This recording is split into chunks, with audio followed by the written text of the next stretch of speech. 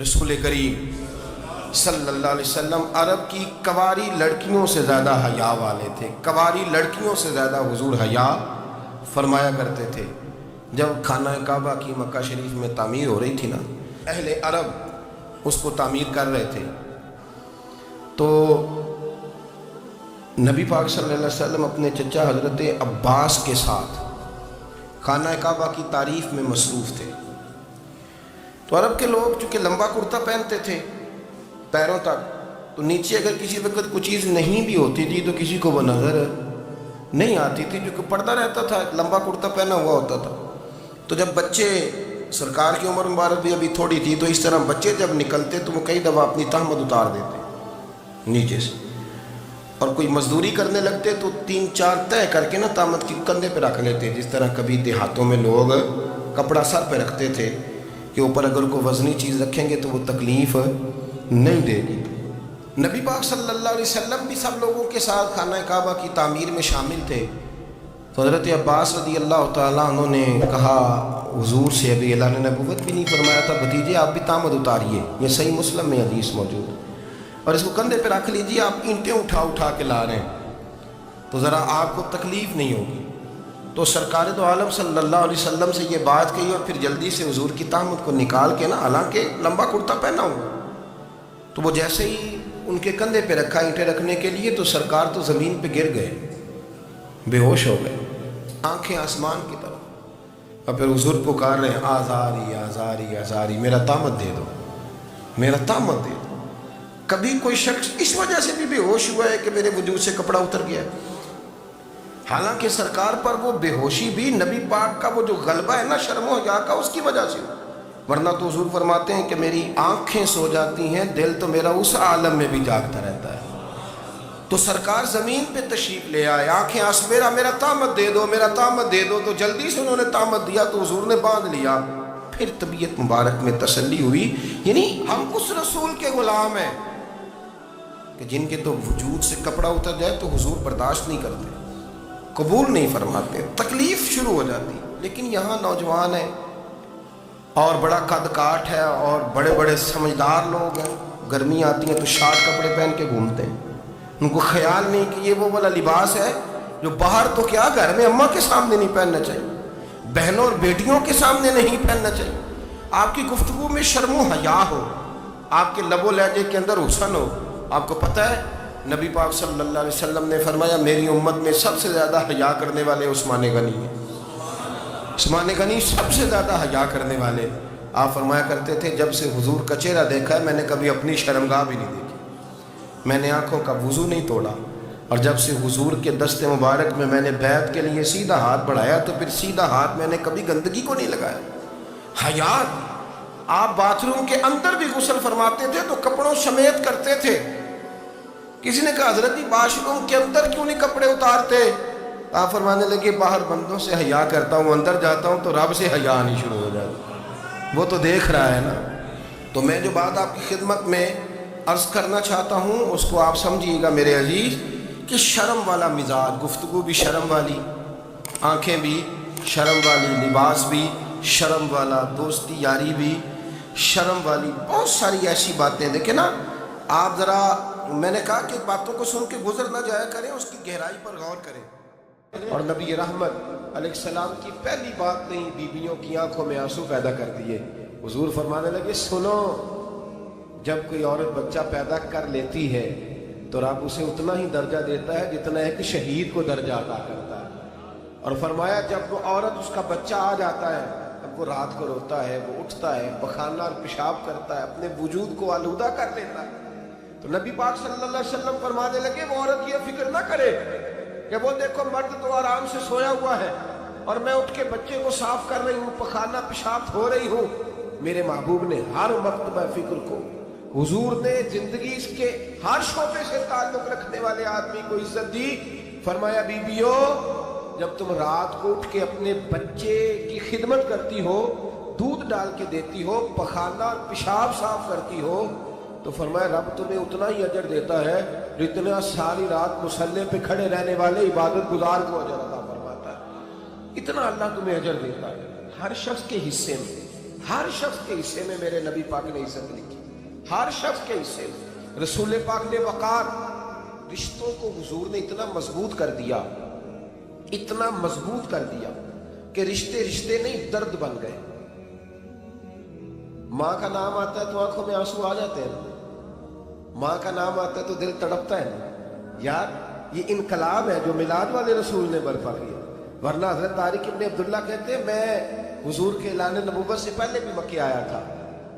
آپ فرماتے ہیں میں نے ایک بوڑھی عورت کو، ایک نوجوان کو گلے میں رسی ڈال کے گھسیٹ کے لے جاتے دیکھا تو میں نے اس سے کہا کہ یہ کیا کر رہے ہو، کون ہے یہ بی بی، کیا مسئلہ ہے؟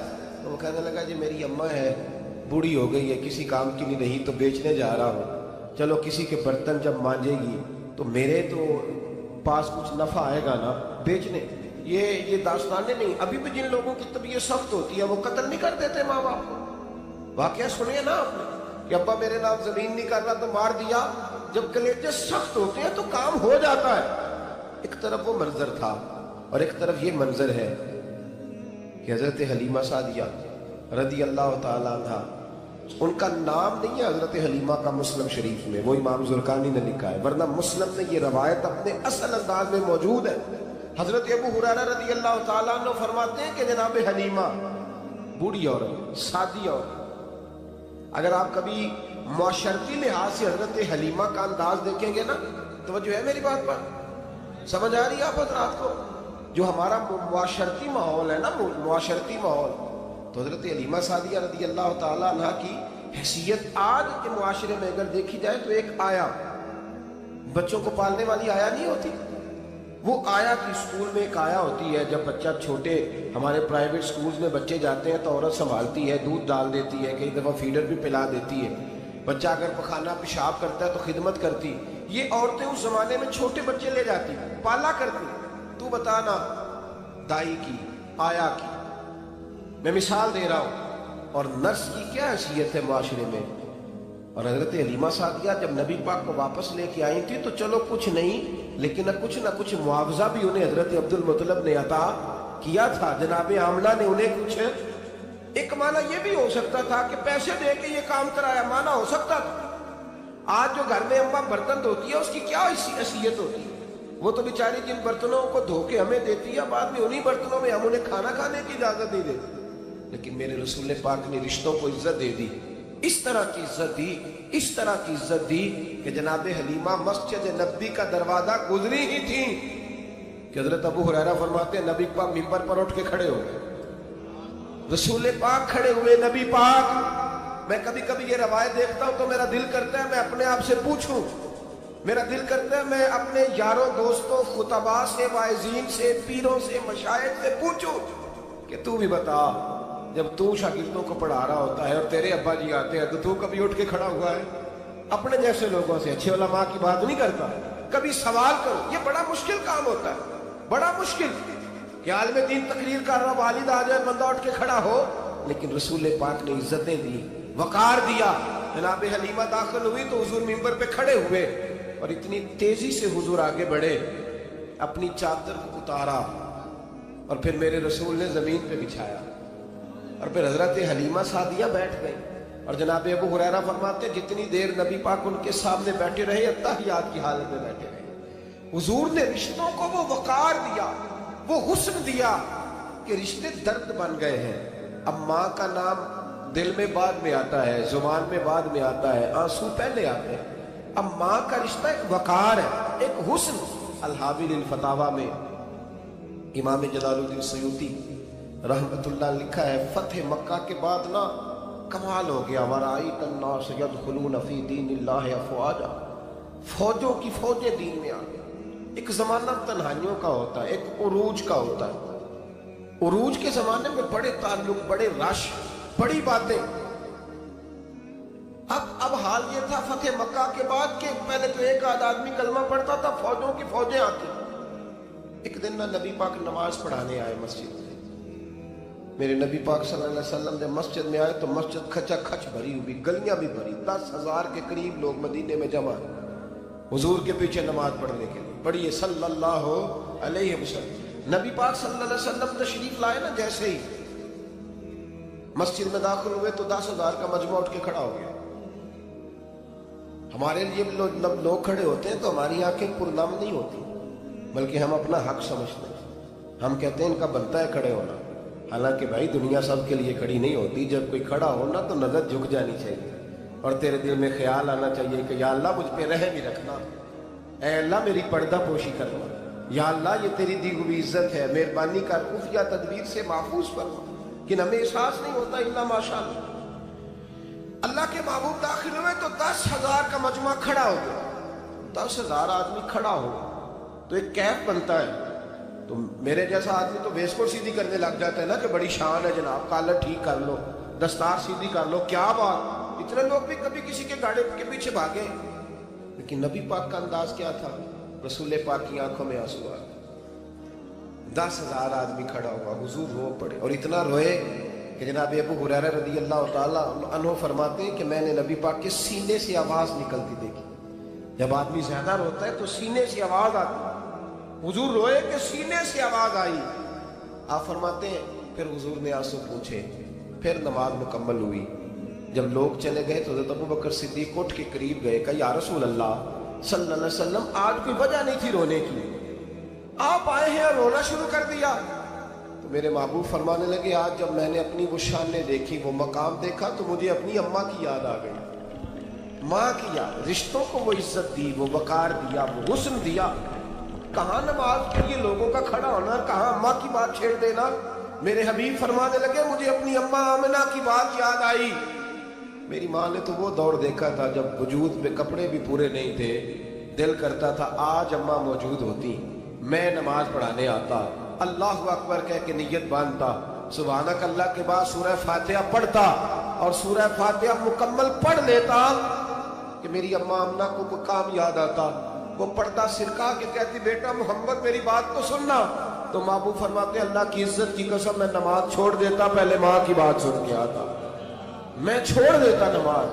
وقار دے دیا، وقار، وہ حسن بخشا، وہ توانائی بخشی. عرب کے اندر سال کے بعد عورتوں کا ایک میلہ لگتا تھا خانہ کعبہ کے پاس. صرف عورتیں اکٹھی ہوتی تھی، میلہ لگا ہوا تھا. ایک تورات جاننے والا یہودی عالم بھی آیا ہوا تھا. وہ بیویوں کے مجمع پہ نظر ڈال کے کہنے لگا بیویوں مرد کا کام تو کوئی نہیں عورتوں کے مجمع میں بات کرنا، لیکن میں تمہیں ایک پیغام دینے لگا ہوں. اللہ کے آخری رسول جو مکے میں پیدا ہونے والے ہیں ان کے آنے کا وقت قریب آ گیا ہے. وہ بیوی بڑی خوش نصیب ہوگی جنہیں ان کی رفاقت ملے گی. عورتوں نے جب دیکھا کہ مرد آ گیا عورتوں کے میلے میں تو انہوں نے ڈانٹا جھڑکا، کہا چل اٹھا اپنی کتابیں اور نکل جا. حضرت خدیجہ کہتی ہیں باقیوں نے ڈانٹا پر میں نے بات پلے سے باندھ لی. میں نے پلے سے باندھ لی اور میں انتظار کرنے لگی کہ اللہ کرے وہ نصیب میرے ہی ہو، اللہ کرے مقدر میرا ہی کھلے. آپ فرماتی میں تسبیح پڑھتی، درود پڑھتی. میں اس زمانے میں جو اللہ کا ذکر جس طرح ہوتا تھا وہ میں شروع کرتی اور جب فارغ ہوتی تو میں التجا کرتی کہ اللہ میرے نصیبے کھول دے. کہتی ہیں آہستہ آہستہ آہستہ آہستہ میں حضور کی تعریف سننے لگی. آہستہ آہستہ تعریف سننے لگی. نبی پاک صادق ہیں، امین ہیں، سچے ہیں، دیانتدار ہیں. اس برے اور میلے معاشرے میں بھی وہ سب سے اعلیٰ بھی ہیں اور سب سے اجلے بھی ہیں، وہ سب سے پاکیزہ ہیں. میں سننے لگی تعارف، آہستہ آہستہ میں ان کی گرویدہ ہونے لگی. ادھر نبی پاک صلی اللہ علیہ وسلم اپنے چچا جناب ابو طالب کے پاس رہتے تھے. قحط آ گیا، حالات بگڑ گئے. حضور سید عالم صلی اللہ تعالی علیہ وسلم سے چچا کہنے لگے بیٹے اگر مال تجارت لے کے شام جاؤ تو بڑا نفع کماؤ گے، ہمیں ضرورت بھی ہے، اور اگر ہو سکے تو ختیجہ کا مال لے کے جاؤ. اور نبی پاک نے کہا چچا میں نہیں کہوں گا کسی سے جا کے، میں نہیں کرتا کسی سے جا کے، جو میرے نصیب میں ہوگا میرا رب خود عطا فرمائے گا، میں نہیں کہوں گا. مصطفیٰ نے تو نہیں کہا. حضرت ختیجہ رضی اللہ تعالیٰ عنہ کہتی ہے میں نے خود اپنی خادمہ کو بھیجا. میں نے کہا جا کے پوچھو تو صحیح کہ میرا مال قبول ہوتا بھی ہے کہ نہیں. پوچھو. نبی پاک صلی اللہ علیہ وسلم سے پوچھا. حضرت ختیجہ کی خواہش ہے کہ آپ مال لے کے جائیں. حضور نے قبول کر لیا. جناب خدیجہ الکبریٰ رضی اللہ تعالیٰ عنہ کے غلام تھے، میسرہ ان کا نام تھا. جناب خدیجہ نے ان کو ساتھ بھیجا. فرمایا تین باتیں ارشاد فرمائی. ایک تو فرمایا سارا رستہ غور سے دیکھنا میرے نبی کے ساتھ کیا معاملات درپیش ہوتے ہیں.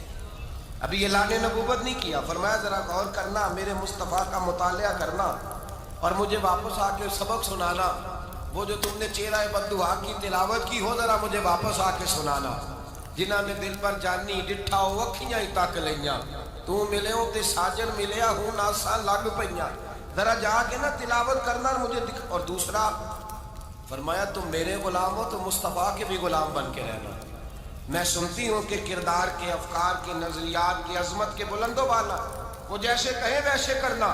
اور تیسری حضرت خدیجہ نے نصیحت فرمائی، فرمایا محمد ابن عبداللہ صلی اللہ علیہ وسلم کی رائے سے اختلاف نہ کرنا، یہ چلتے ہوئے معاہدہ کیا، جو وہ کہہ دے سو کر جانا۔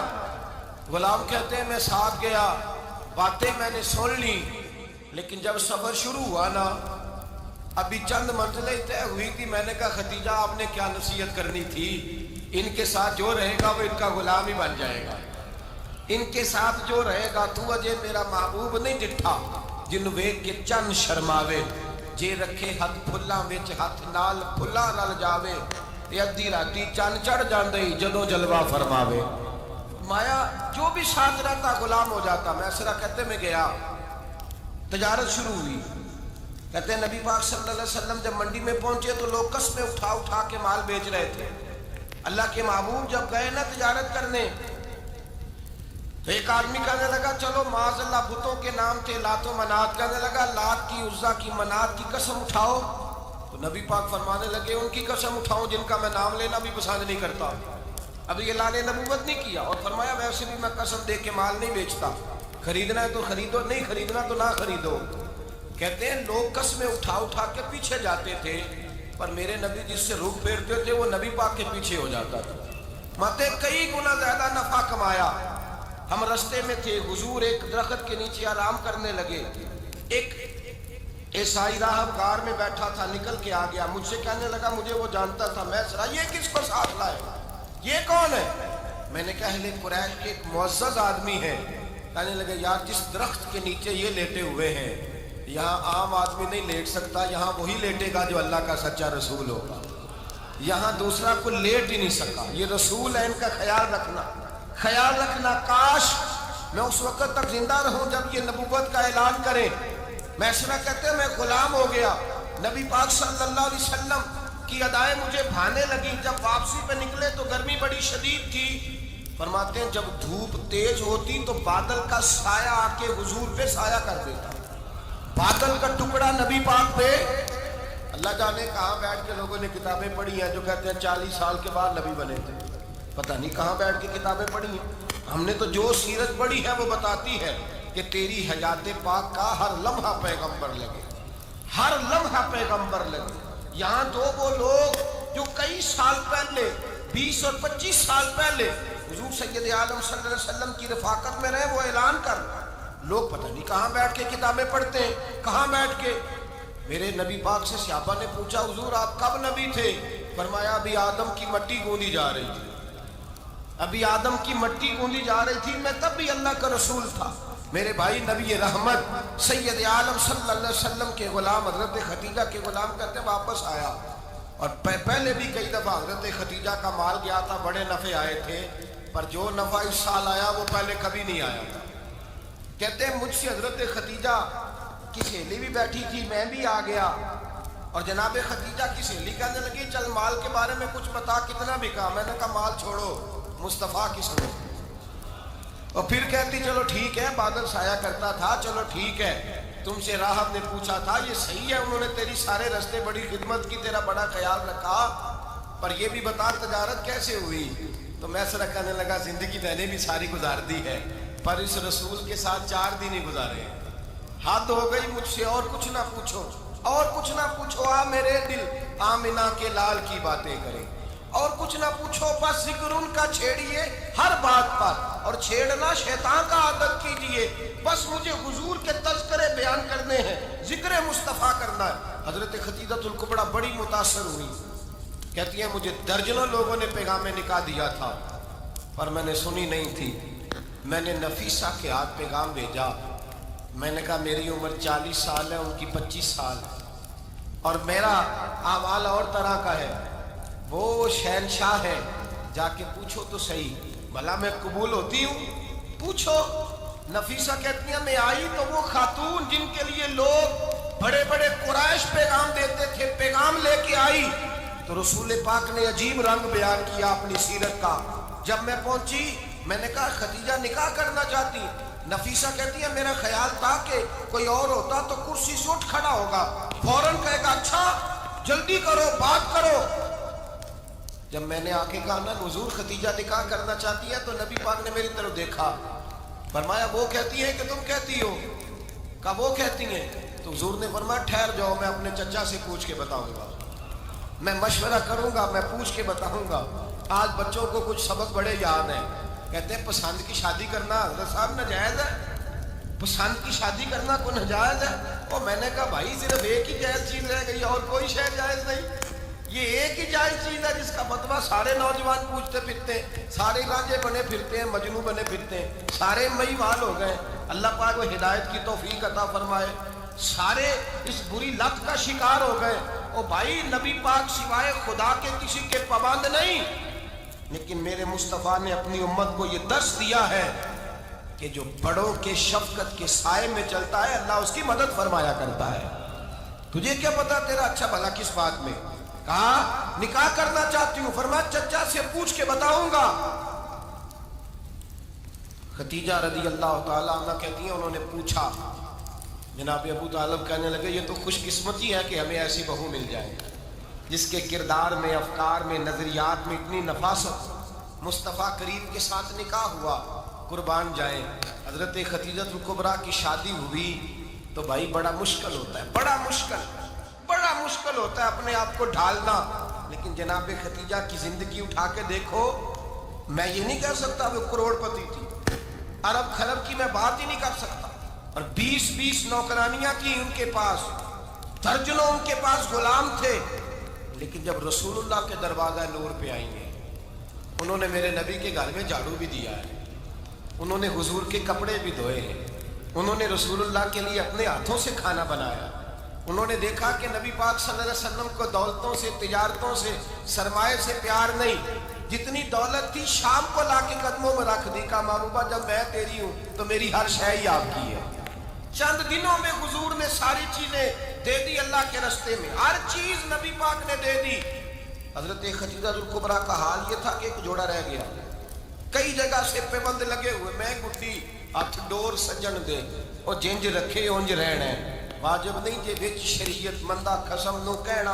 बस ठीक है, जिस हाल में महबूब राजी है, कहा हर चीज कदमों में रख दी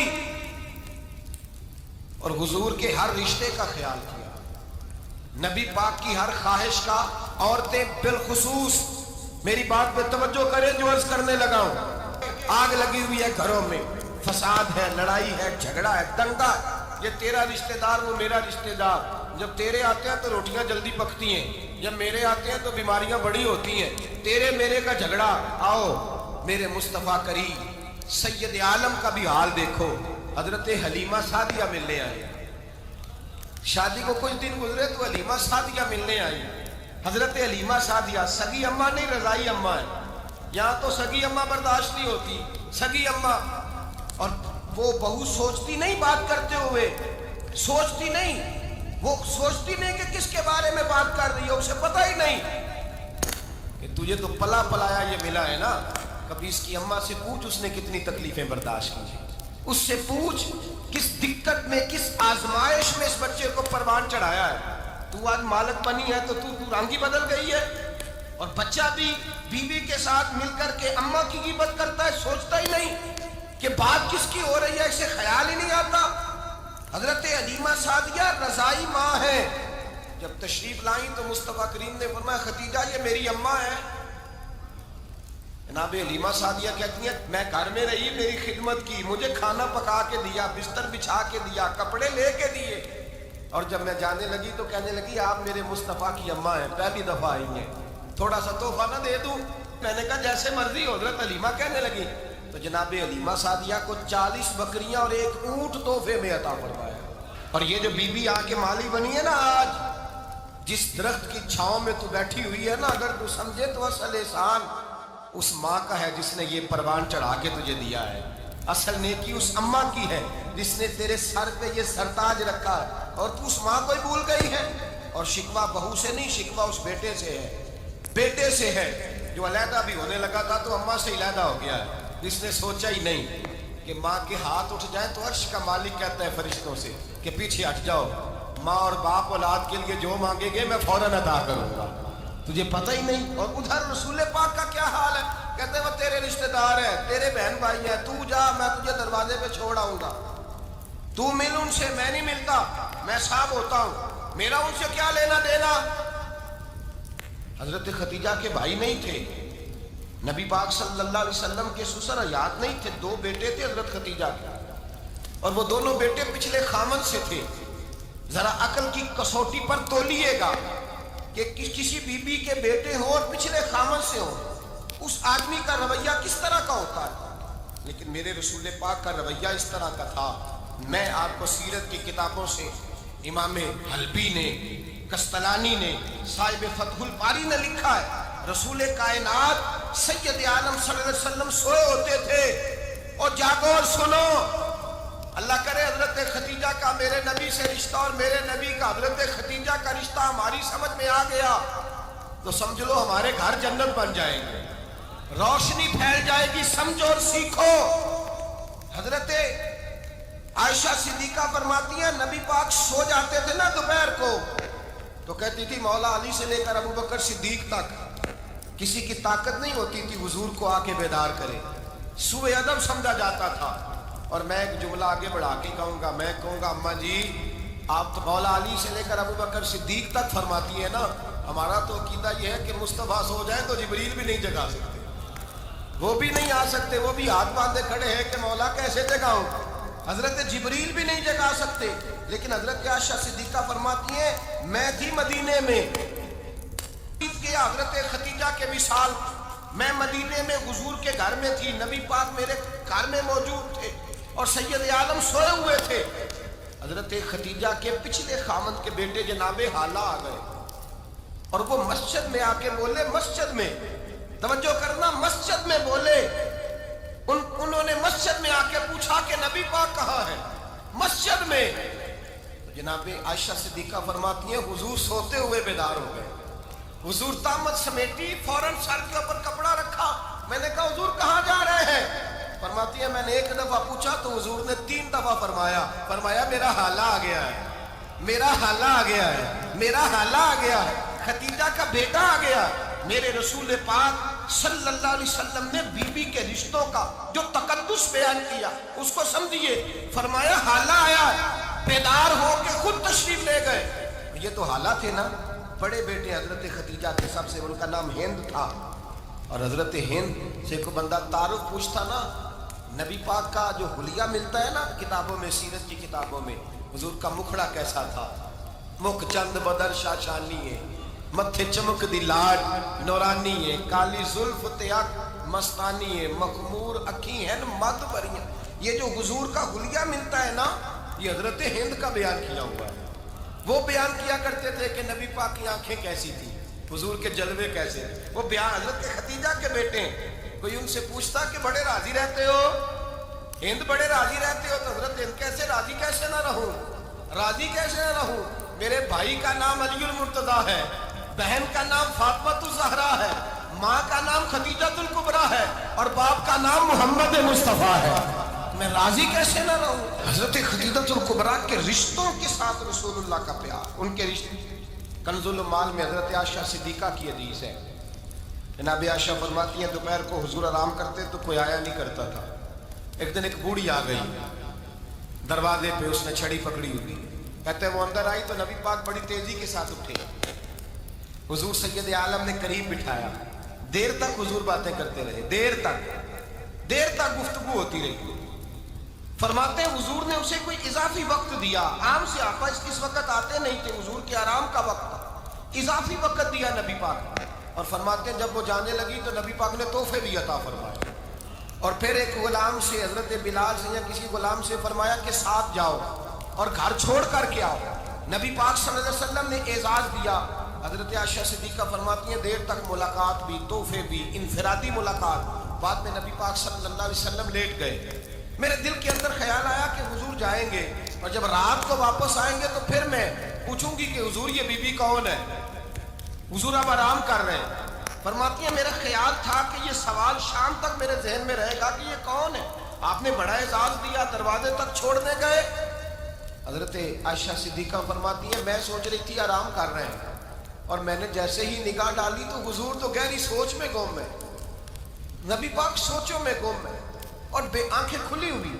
فرماتی ہے میں قریب جا کے بیٹھی، قدموں پہ ہاتھ رکھا، میں نے کہا محبوبہ یہ بی بی کون تھی؟ اتنی دیر آپ نے ملاقات کی اور وہ چلی گئی ہے تو ابھی خیالات ہیں، تصورات ہیں۔ فرماتی ہے میں نے پوچھا تو مصطفیٰ کی آنکھوں میں آنسو آ گئے، نبی پاک رو دیے، اٹھ کے بیٹھ گئے۔ میں نے کہا حضور کیا ہوا؟ میں نے تو آپ کو پریشان کر دیا، میں معذرت چاہتی ہوں۔ حضور نے فرمایا عائشہ ایسی کوئی بات نہیں، اس بی بی کے بارے میں پوچھتی ہو جسے میں نے زیادہ عزت دی ہے، زیادہ پیار کیا ہے، ذرا زیادہ اس کے ساتھ میں نے توجہ کی ہے۔ ہاں یا رسول اللہ میں نے انفرادی رنگ دیکھا ہے، روٹین سے بڑھ کر آپ نے محبت فرمائی۔ تو میرے مصطفیٰ نے فرمایا یہ جو عورت آئی تھی نا، جو میرے پاس بیٹھی رہی ہے، یہ میری زوجہ جناب ختیجہ کی سہیلی ہے، یہ حضرت ختیجہ کی سہیلی ہے، جناب ختیجہ کی سہیلی۔ فرمایا یہ مکے میں ختیجہ سے ملنے آیا کرتی تھی، ختیجہ اسے وقت دیتی تھی، پاس بٹھاتی تھی، کھانا کھلاتی تھی، دکھ سکھ سنتی تھی، اور تھوڑی غریب ہے، جب یہ جاتی تھی تو ختیجہ تحفے بھی دیتی تھی۔ فرمایا آج جب یہ آئی ہے تو ختیجہ کی یادیں تازہ ہو گئی، دیر تک میں نے اس سے بات کی ہے، گفتگو کی، جاتے دفعہ تحفہ دیا، اس لیے کہ حسن العہد من الایمان، اچھے طریقے سے وعدہ نبھانا یہ بھی ایمان کا حصہ ہے، اچھے طریقے سے عہد نبھانا، تعلقات نبھانا یہ بھی ایمان کا حصہ ہے۔ حضرت ختیجہ کی سہیلیوں سے رسول اللہ صلی اللہ علیہ وسلم کا رشتہ، پہلی وحی نازل ہوئی نبی پاک پر۔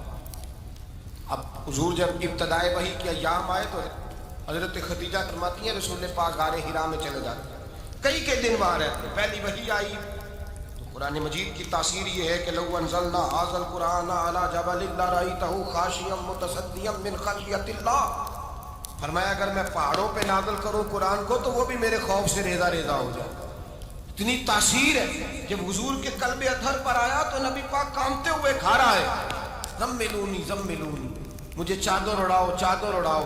حضرت ختیجہ نے چادر دی، بیٹھ گئے، کہا ختیجہ آج کوئی آنے والا آیا ہے، ایک اور بسم ربک الذی خلق، یہ آیات اس نے مجھے دی ہیں اور میں بڑے خوف کے عالم میں ہوں۔ حضرت ختیجہ کے لفظ بڑے حسین ہیں، جناب ختیجہ الکبریٰ رضی اللہ تعالیٰ عنہ کیا فرماتی ہے؟ کہتی ہیں یا رسول اللہ صلی اللہ علیہ وسلم آپ غم نہ کریں، رب آپ کو رسوا نہیں کرے گا، عزتیں عطا کرے گا۔ اور دلیل کیا ہے؟ حضرت ختیجہ فرمانے لگی دلیل یہ ہے کہ آپ غریبوں کی مدد کرتے ہیں، مسکینوں کا خیال رکھتے ہیں، اور محبوبہ کمزوروں کا بوجھ آپ اٹھاتے ہیں، جس کے اندر یہ خوبیاں ہوتی ہیں اللہ اسے عزت ہی عطا فرمایا کرتا ہے۔ حضرت ختیجہ الکبریٰ رضی اللہ تعالیٰ عنہ سب سے پہلے نبی پاک پہ ایمان لائی۔ بڑا مشکل ہوتا ہے، ہمارے جو فلسفے کے لوگ ہیں وہ کہتے ہیں بہت بڑا ولی اللہ بھی ہو تو بیوی اس کی مان جائے، یہ مشکل ہوتا ہے کام، یہ مشکل ہوتا ہے۔ حضرت ختیجہ الکبریٰ رضی اللہ تعالیٰ عنہ سب سے پہلے ایمان، اور کس طرح کا ایمان؟ کس طرح کا ایمان؟ ابن ماجہ میں روایت ہے، غور کرنا، حضرت قاسم نبی پاک صلی اللہ علیہ وسلم کے صاحبزادے، حضور کی 6 اولادیں، 4 بیٹیاں 2 بیٹے حضرت ختیجہ سے ہوئے، 4 بیٹیاں 2 بیٹے۔ دھوکہ دیتے ہیں بعض لوگ، کہتے ہیں حضرت ختیجہ کی ایک ہی بیٹی تھی، حضرت قاسم حضور کے بیٹے تھے، وہ وصال کر گئے۔ حضرت ختیجہ ابھی دودھ پلاتی تھی کہ شہزادے پردہ کر گئے، ایک دن گھر میں بیٹھی ہوئی تھی تو کہنے لگی یا رسول اللہ صلی اللہ علیہ وسلم میرے بیٹے قاسم کے حصے کا دودھ میرے وجود میں بھر آیا ہے، کاش میرا رب اتنا موقع دیتا کہ میرا بیٹا مدت رضاعت ہی پوری کر لیتا، وہ دودھ پی لیتا۔ نبی پاک نے فرمایا ختیجہ تو غم نہ کر، اللہ تبارک و تعالیٰ نے تیرے بیٹے کی مدت رضاعت جنت میں پوری کر دی ہے، جنت میں پوری کر دی۔ اور نبی پاک نے اپنا اختیار بیان فرمایا ابن ماجہ میں، رسول پاک نے فرمایا اگر تو کہے تو میں یہاں بیٹھے بیٹھے تجھے تیرے بیٹے کی آواز سناؤں، عرض کروں رب کی بارگاہ میں ابھی تجھے سناؤں تیرے بیٹے کی بات، ابھی وہ جنت میں بولے۔ لطف نہیں آیا آپ کو اس بات کا؟ میں ابھی سناؤں تجھے بات سیاستہ کی روایت، ابھی سناؤں تیرا بیٹا بولے گا جنت میں، آواز یہاں مکے میں آئے گی، سناؤں؟ بڑے لوگ کرامت دیکھنا چاہتے ہیں، معجزہ دیکھنا چاہتے ہیں، کہتے ہیں جی میں تو وہ دیکھ کے آؤں گا۔ کہا سناؤں؟ حضرت خدیجہ کا ایمان دیکھیں، کہنے لگی محبوبہ مجھے سننے کی کیا ضرورت ہے، میں خدا کو بھی مانتی ہوں، محمد مصطفیٰ کو بھی مانتی ہوں، میں بن دیکھے ہی مانتی ہوں، بن دیکھے ہی مانتی ہوں، مجھے سننے کی ضرورت ہے، آپ نے کہہ دیا تو سو ہو گیا، مجھے حاجت ہے۔ حضور کہہ رہے ہیں اگر تو کہے تو دعا کروں، التجا کروں، ابھی آواز اللہ سنا دے، ابھی سناؤں؟ حضرت خدیجہ کہتی ہے نہیں حضور میں بن دیکھے ہی، میں ان لوگوں میں سے نہیں ہوں جو پہلے دیکھ داکھ کے آئیں، پلٹ کے آئیں، دیکھ کے سودا کریں، میں تو ان لوگوں میں سے ہوں جو بن دیکھے مانا کرتے ہیں۔ یؤمنون بالغیب کی قائل، رسول اللہ صلی اللہ علیہ وسلم پہ ایمان لائے، اور پھر نبی پاک صلی اللہ علیہ وسلم نے جیسا کہا حضرت خدیجہ نے ویسا کیا۔ اور حضرت عائشہ کی روایت ایسی بھی ملتی ہے، جناب عائشہ سے کسی نے پوچھا تھا کسی نے جنت کی نعمتیں بھی کھائی ہیں؟ تو حضرت عائشہ کہنے لگی ہاں، ایک دفعہ نبی پاک نے جنت کے انگوروں کا خوشہ توڑ کے حضرت خدیجہ کو کھلائے تھے، وہ انگور وہاں سے توڑ کے جناب خدیجہ کو حضور نے انگور کھلائے۔ نبی پاک صلی اللہ تعالیٰ علیہ وسلم پر ایمان لائی، ہر موقع پر حضور کا ساتھ دیا، تکلیفیں دیکھیں، آزمائشیں دیکھیں۔ حضرت خدیجہ کا جو وقت حضور کے ساتھ گزرا ہے نا، وہ سارا آزمائشوں کا وقت ہے۔ 15 سال شادی کو ہوئے تو نبی پاک نے اعلان نبوت کیا، باقی کے 10 سال 25 سال کی رفاقت رہی، سخت مسئلہ تھا، کفار کی مخالفت، بہت زیادہ مال تھا، پھر غربت آئی، پورا مکہ سلوٹ کرتا تھا، پھر وہ سارا شہر مخالفت کرنے لگا۔ حضرت خدیجہ الکبریٰ ڈٹ کے رسول اللہ کا ساتھ دیتی، ہر موقع پر کسی جگہ شکوہ نہیں کیا۔ یہاں عورتیں بول پڑتی ہیں، کہتی ہیں جب سے تیرے گھر آئی ہوں سکھ نہیں دیکھا، جب سے یہاں آئی ہوں کچھ نہیں دیکھا، جب سے یہاں آئی ہوں بڑی آزمائش میں۔ حضرت خدیجہ الکبریٰ مال لے کے آئی، لیکن انہوں نے دیکھا کہ مصطفیٰ کو غریبی پسند ہے تو غریب ہو گئی۔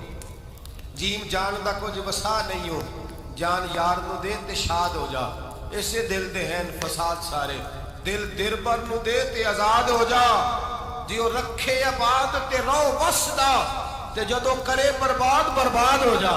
کہا یا رسول اللہ جس بات میں آپ راضی ہیں میں بھی اسی بات میں راضی ہوں۔ جناب خدیجہ رضی اللہ تعالیٰ نے مکمل وقت رسول اللہ کا ساتھ دیا۔ شیب ابی طالب کے 3 سال قید میں گزارے۔ بھئی جس عورت نے ساری زندگی مال دیکھا ہو، اعلیٰ سے اعلیٰ کھانا کھایا، بڑے گھر میں وقت گزارا، قیدی ہو کے وقت گزارا، اور آپ اگرچہ قریش میں سے تھی لیکن جس شاخ سے حضور تھے بنو ہاشم اس میں سے نہیں تھی آپ۔ حضرت خدیجہ رضی اللہ تعالیٰ عنہ یہ کہہ سکتی تھی کہ یہ بائیکاٹ جو 3 سال مکے والوں نے کیا اور ایک چھوٹی سی وادی میں قید کر دیا ہے بنو ہاشم کو، تو یہ میرا بائیکاٹ نہیں ہے۔ نبی پاک صلی اللہ تعالیٰ علیہ وسلم نے اجازت بھی دی کہ اگر تم چاہو تو علیحدہ رہ سکتی ہو، بائیکاٹ تو میرا ہے۔ لیکن حضرت خدیجہ نے کہا نہیں، تیرے قدموں میں رہوں، غیر کی ٹھوکر پہ نہ ڈال، جھڑکیاں کھاؤں کہاں چھوڑ کے صدقہ تیرا، اور تیرے قدموں میں جو ہے وہ غیر کا منہ کیا دیکھے، کون نظروں پہ چڑھے دیکھ کے تلوا تیرا۔ کہ حضور میں نے نہیں جانا، 3 سال پتے کھا کے وقت گزارا، 3 سال پانی پی کے وقت گزارا۔ آپ فرماتی ہیں کئی راتیں ایسی بھی گزری جن میں خدیجہ نے کھایا کچھ نہیں، وقت گزار دیا، زندگی گزار دی۔ 3 سال ایک لمحے کے لیے شکایت نہیں کی۔ او بھائی ایسی وفادار ماں کا تو روز ذکر ہونا چاہیے۔ ایسی اعلیٰ حضرت فرماتے ہیں حق گزارے رفاقت پہ لاکھوں سلام، حق گزارے رفاقت پہ۔ اچھا میں دعا کرنے لگا ہوں کہ آپ سارے حضرت خدیجہ پہ سلام پڑھیں۔ حق گزارے رفاقت پہ لاکھوں سلام، لاکھوں سلام۔ حضرت خدیجہ الکبریٰ رضی اللہ تعالیٰ عنہ نے حق ادا کیا، سیدی ماں، پہلی ماں، کہف امن و امان، حق گزارے رفاقت پہ لاکھوں سلام۔ حضرت خدیجہ الکبریٰ رضی اللہ تعالیٰ حق ادا کیا۔ 3 سال کا وقت سوشل بائیکاٹ کا وقت تھا، سوشل بائیکاٹ، لیکن حضرت خدیجہ الکبریٰ نے حضور کے ساتھ ٹائم گزارا۔ بائیکاٹ ختم ہوا، آسانی کا وقت آیا تو خدیجہ بیمار ہو گئی۔ ام المومنین سیدنا خدیجہ رضی اللہ تعالیٰ عنہ علیل ہوئی، علالت شدید ہوئی تو نبی پاک آ کے سرانے بیٹھے، قربان جاؤں آج لوگ اتنی نوکری نہیں کرتے جتنا احسان جتلاتے ہیں، کہتے ہیں وہ فلاں مولوی صاحب کو روٹی میں دیا کرتا تھا، وہ فلاں آدمی کے ساتھ اس کو تو آگے پہنچایا ہی میں نے۔ کریڈٹ پکڑ پکڑ کے لوگ اپنے کھاتے میں ڈالنے کے چکر میں ہوتے ہیں، لوگ اس قدر زیادہ پیار نہیں کرتے جتنا جتلاتے ہیں۔ حضرت خدیجہ الکبریٰ نے سکھایا ہے انداز امت کو کہ وفا کیا ہوتی ہے۔ حضرت خدیجہ نے ساری زندگی نوکری کی، ساری زندگی وفا کی، وقت وصال آیا، حضور کو بلایا، اللہ کے محبوب تشریف فرما ہوئے، صاحب ابن شام کہتے ہیں حضرت خدیجہ رو پڑی، کہنے لگی محبوبہ میں نبی کی بیوی تھی، میں خدمت کا حق نہیں ادا کر سکی، کوئی غلطی ہو گئی ہو تو مجھ سے درگزر کر دیا جائے، مجھے معاف کر دیا جائے۔ یہ کہہ کے رونے لگی۔ نبی پاک نے فرمایا تو غلطی کی بات کرتی ہے، خوش ہو جا، میرے رب نے وعدہ فرمایا ہے کہ تو دنیا میں بھی میری بیوی ہے تو جنت میں بھی تو ہی میری بیوی بنے گی، وعدہ کیا ہے اللہ تبارک و تعالی، میں نے تجھے پسند کیا ہے، جنت میں بھی تو ہی میری بیوی ہے۔ میرے نبی کریم سید عالم صلی اللہ علیہ وسلم نے حضرت خدیجہ الکبریٰ رضی اللہ تعالیٰ عنہ سے اس قدر زیادہ، حضرت عائشہ فرماتی ہیں اکثر گھر میں اکثر نبی پاک حضرت خدیجہ کا ذکر چھیڑ دیتے۔ یہاں تو آدمی بہن کا ذکر نہیں نہ کر سکتا بیوی کے سامنے، اماں کا ذکر نہیں کر سکتا، معاملہ خراب ہو جاتا، بڑا مشکل ہو جاتا، مشکل ہے۔ حضرت عائشہ صدیقہ بظاہر تو سوکن تھی نا، لیکن حضرت عائشہ بیان کرتی ہیں، کہتی ہیں نبی پاک سب سے زیادہ حضرت خدیجہ کا ذکر کرتے تھے گھر میں، اکثر ذکر ہو۔ خدیجہ یوں کرتی تھی، خدیجہ یہ کام اس طرح کرتی تھی، خدیجہ کا یہ رنگ ہوتا تھا، اس کا یہ طریقہ ہوتا تھا، اس کا یہ طرز حیات تھا، وہ ایسے چلتی تھی، وہ ایسے، اکثر حضور بیان کرتے ہیں۔ حضرت عائشہ فرماتی ہیں مجھے رشک ہوتا، رشک، ناز کرتی میں، کیا مقدر ہے خدیجہ کے۔ کہتی ہے ایک دن نا میں نے کہا ذرا بات تو کروں، کہتی ہے نبی پاک گوشت لائے، مجھے کہا عائشہ ذرا گوشت صاف کرو، پکاؤ اور ذرا شوربہ زیادہ کرنا۔ کہتی ہے میں نے وہ گوشت لیا، صاف کرنے لگی، میں نے کہا حضور شوربہ کیوں زیادہ کرنا ہے، مہمان آنے والے، کچھ لوگوں کو آنا ہے۔ تو نبی پاک نے فرمایا نہیں، آنا تو کسی نے نہیں، مجھے پتا چلا مدینے میں خدیجہ کی کچھ سہیلیاں آئی ہیں، میرا دل کرتا ہے کچھ سالن بطور تحفہ ان کو بھی بھیج دوں، تو ذرا زیادہ پکانا، خدیجہ کی سہیلیوں کو میں نے سالن بھیجنا ہے، تحفہ دینا ہے۔ حضرت عائشہ کہتی ہیں ایک جملہ ہلکا سا، بے ضرر سا، بڑا دھیما سا، بچ کے بڑا اپنے آپ کو محتاط کر کے، میں نے کہا یا رسول اللہ صلی اللہ علیہ وسلم آپ خدیجہ کا ذکر بہت کرتے ہیں، حضور وہ تو عمر میں 15 سال بڑی تھی، یا رسول اللہ صلی اللہ علیہ وسلم اللہ نے آپ کو جوان اور خوبصورت بیویاں دی، آپ خدیجہ کا ذکر کرتے ہیں۔ فرماتی ہیں یہ بات کہہ کے میں خاموش ہو گئی، میرا خیال تھا جواب آئے گا، دیر ہو گئی، حضور جواب نہیں دیتے۔ کہتے ہیں میں نے یوں نظر اٹھا کے دیکھا تو چہرہ مبارک سرخ ہو گیا، اور رسول پاک نے فرمایا عائشہ آج بات کی ہے، آج کے بعد یہ بات نہ کرنا۔ میں نے کہا حضور کیا ہوا؟ فرماتے ہیں پہلے جلال تھا، پھر اچانک وہ جلال آنسو میں بدلا، اور حضور نے رو کے فرمایا عائشہ تم ساری بیویاں سکھوں کے وقت آئی ہو، خدیجہ تو میرے دکھوں کی ساتھی ہے، وہ تو میری آزمائش اور تکلیفوں کی ساتھی، اس نے تو میرے ساتھ وقت کٹھن بتایا، جب لوگ مجھے پتھر مارتے، میرے رستے میں کانٹے بچھاتے، میں پریشان ہو کے لوٹتا، اس کے ایک ہاتھ میں دودھ کا پیالہ ہوتا، ایک ہاتھ میں کھجوریں ہوتی، دودھ پلا کے، کھجور کھلا کے، بستر بچھا کے، روٹی دے کے کہتی محبوبہ غم نہ کرنا، اللہ بڑی عزتیں عطا فرمائے گا، اللہ بڑی شانیں عطا فرمائے گا۔ میرے رسول کریم سید عالم صلی اللہ تعالی علیہ وآلہ وسلم۔ اور پھر امام ابن حجر نے لکھا ہے، آپ فرماتے ہیں بعض لوگوں پہ حضور نے کبھی جلال بھی فرمایا، کبھی جلال بھی فرمایا، اور حضور کا جلال بھی بڑی رحمت والا ہے۔ نبی پاک نے فرمایا اللہ اگر میں اپنے کسی امتی کو جھڑک دوں تو اسے اتنا ثواب دینا جتنا تو فرض نماز کا ثواب عطا کرتا ہے۔ حضور کا تو جلال بھی کرم والا ہے، کرم والا جلال ہے رسول پاک کا۔ اکثر بعض لوگوں پر حضور ناراض بھی ہوتے، لیکن امام ابن حجر فتح الباری میں فرماتے ہیں کہ صحابہ اور اہل بیت میں سے حضرت خدیجہ الکبریٰ کی وہ ہستی ہے جس پر کبھی نبی پاک ناراض نہیں ہوئی، کبھی ناراض نہیں ہوئی۔ یہ سب سے بڑی فضیلت ہے حضرت خدیجہ کی۔ کبھی ناراض نہیں ہوئے نبی کسی موقع پر بھی حضرت خدیجہ الکبریٰ رضی اللہ تعالیٰ عنہ سے ناراض نہیں ہوئے، بلکہ بخاری شریف میں لفظ کچھ اس طرح کے ہیں۔ میں نے شروع میں کہا کہ حضرت خدیجہ کی 20 کنیزائیں تھیں، نوکرانیاں تھیں، گھر کے اندر نوکر چاکر تھے، ریل پیل تھی، کوئی کام کبھی نہیں کیا تھا۔